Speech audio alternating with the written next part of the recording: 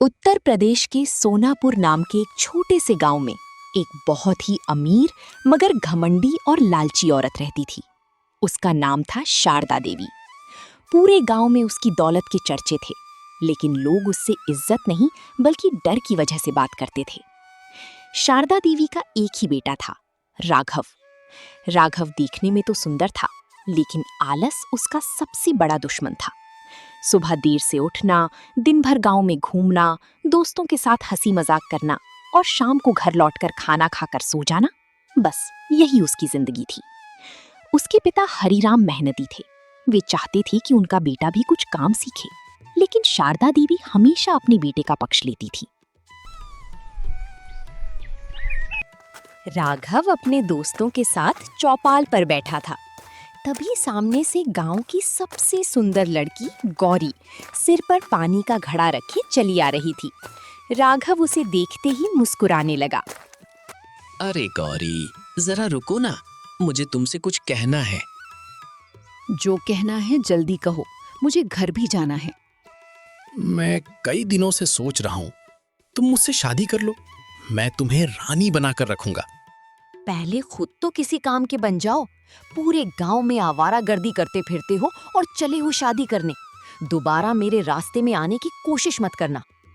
इतना कहकर गौरी तेज कदमों से वहां से चली गई। राघव के चेहरे की मुस्कान पल भर में गायब हो गई।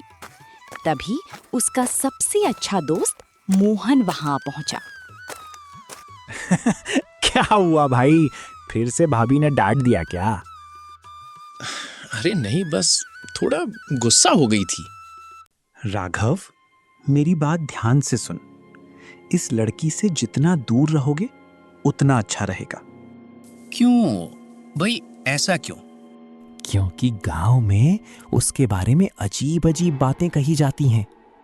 कैसी बातें? लोग कहते हैं कई रातों में उसे अकेली पुरानी शमशान की तरफ जाते देखा गया है। कुछ लोगों का कहना है कि उसके पैरों के निशान उल्टे दिखाई दिए थे। तू भी ना गांव वालों की बातों पे भरोसा करता है? इतनी सीधी सादी लड़की चुड़ैल कैसे हो सकती है? मैंने जो सुना वही बताया, बाकी फैसला तुम्हारा है। राघव घर पहुंचा। शारदा देवी आंगन में बैठी नौकरानी को डांट रही थी। माँ, अब मेरी शादी करवा दो। अरे वाह, मेरे राजा बेटे की शादी। बता, कौन है वो लड़की? गौरी।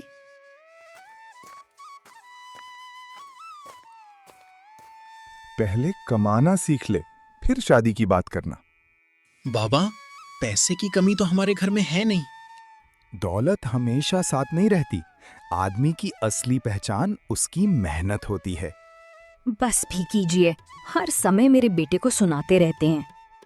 शादी होगी और उसी लड़की से होगी जिसे मेरा बेटा पसंद करता है। अगली सुबह शारदा देवी गांव के दूसरे छोर पर बने गौरी के छोटे से घर पहुंची। गौरी के माता पिता गरीब थे, लेकिन ईमानदार थे।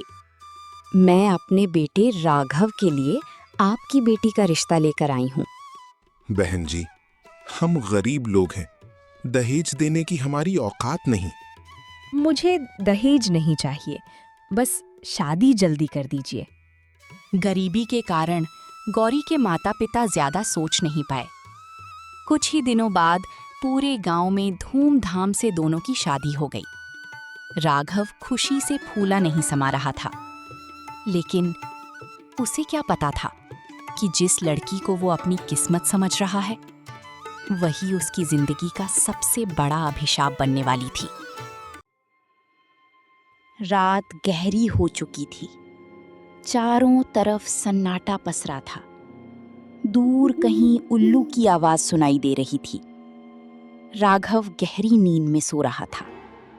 अचानक गौरी की आंखें खुली। उसने धीरे से चारों ओर देखा, फिर बिना कोई आवाज किए बिस्तर से उतरी, दरवाजा खोला और चुपचाप घर से बाहर निकल गई। लेकिन कोई और भी था। जो कई दिनों से उस पर नजर रखे हुए था। वो था मोहन। इतनी रात को भाभी कहाँ जा रही हैं? मुझे इनका पीछा करना होगा। मोहन पेड़ों के पीछे छिपते हुए गौरी का पीछा करने लगा। पुरानी बरगद वाले जंगल तक पहुंच गए। अचानक गौरी रुक गई। मोहन भी एक पेड़ के पीछे छिप गया। तभी उसे कुछ ऐसा दिखाई दिया जिससे उसके पूरे शरीर में सिहरन दौड़ गई। उसकी परछाई काली होने लगी, उसकी लंबी बाल हवा में अपने आप उड़ने लगी और उसकी आंखों से हल्की लाल चमक निकलने लगी। हे भगवान, ये क्या देख लिया मैंने? क्या सचमुच गांव वालों की बातें सही थी? गौरी जंगल के बीच बने एक पुराने टूटे हुए मंदिर की ओर बढ़ने लगी। मोहन कांपते हुए भी उसके पीछे पीछे चल पड़ा। उसे बिल्कुल भी अंदाजा नहीं था कि उस मंदिर के अंदर उसका सामना ऐसी भयावह सच्चाई से होने वाला है। मंदिर के बीचों बीच एक पुरानी पत्थर की वेदी बनी हुई थी। उसके चारों ओर काले रंग के दीपक जल रहे थे। बस अब ज्यादा समय नहीं बचा। आखिरी बलि मिलते ही मेरी सारी शक्तियां जाग जाएंगी। इतना कहकर उसने वेदी पर लाल सिंदूर, काले फूल और राख चढ़ाई। फिर उसने दोनों हाथ आसमान की ओर उठाए। हे अंधकार की शक्तियों, मुझे मेरा अंतिम शिकार दो, जिसकी बलि देकर मैं पूरे गांव पर राज करूंगी। मोहन ये सब देखकर डर गया। उसके पैरों तले जमीन खिसक गई। हे भगवान, अगर मैंने राघव को नहीं बताया तो कल सुबह तक उसका बचना मुश्किल है। मोहन जितनी तेज दौड़ सकता था उतनी तेज दौड़ते हुए गांव पहुंचा। लेकिन जब वो राघव के घर पहुंचा तो उसकी आंखें फटी की फटी रह गईं। गौरी पहले से ही घर के अंदर बैठी हुई थी। वो बिल्कुल सामान्य दिखाई दे रही थी।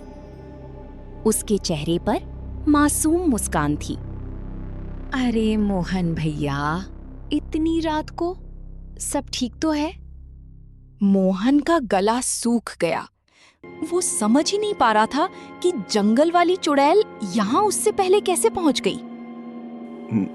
नहीं भाभी, मैं तो बस राघव से मिलने आया था। क्या हुआ भाई? इतने घबराए हुए क्यों हो? कुछ नहीं, कल मिलते हैं। मोहन बिना कुछ बताए वहां से चला गया। लेकिन उसने मन ही मन फैसला कर लिया, अब वो हर हाल में सच सामने लाकर रहेगा।